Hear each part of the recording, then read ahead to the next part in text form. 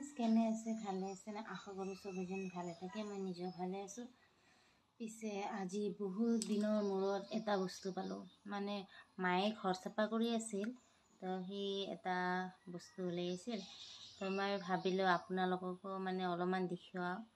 তো বস্তুটো কি বহুত দিনৰ মূৰত পাইছো দেখাই আছো মই এটো কি বস্তু চিনি পাইছে নে কিছু মানে চিনি পাইছে কিছু মানে হয়তো চিনি পোৱা নাই অথচ মোৰ লৰা ছোৱালী গিতে ইটো চিনি নাপায় কিন্তু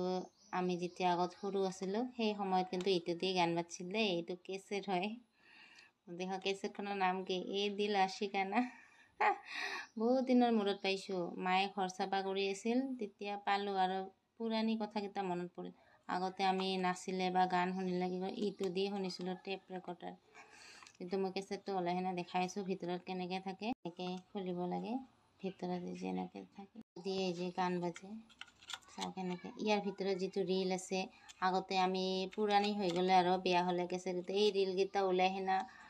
একদম ফুল বান্ধি বান্ধি খেলছিলো পিছত ৰছীৰ দৰেও খেলছিলো মানে বহুত ধৰণে খেলছিলো এতিয়া মানে এই বস্তুটো নাইকিয়া হৈ গল তো আমাৰ বাচ্চাকেইটা সেইকাৰণে চিন নোপোৱা হল তো আমি এটো পাইছিলো দেই ময়ো বেছি পা নাই ধৰ 2-3 বছৰ এনেকৈ পাইছিলো আৰু এটো মানে বুজিব পৰা বয়সত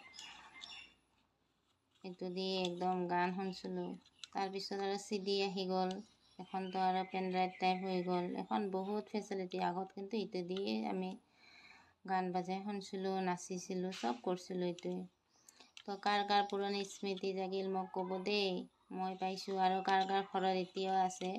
মোৰ মায়ে তো ঘৰ চাফা কৰি গোটেই ওলাই দিল তো বাচ্চাকেইটালৈ গোটেই খেলিৰ পিছত মই এটা পালো হেতুকে আজি সবৰ লগত মই এটো শেয়াৰ কৰি আছো পিছে ভিডিওটো যদি ভাল লাগে মোক ক'ব দেই আৰু কাৰ পুৰণি স্মৃতি জাগিল মোক ক'ব দেই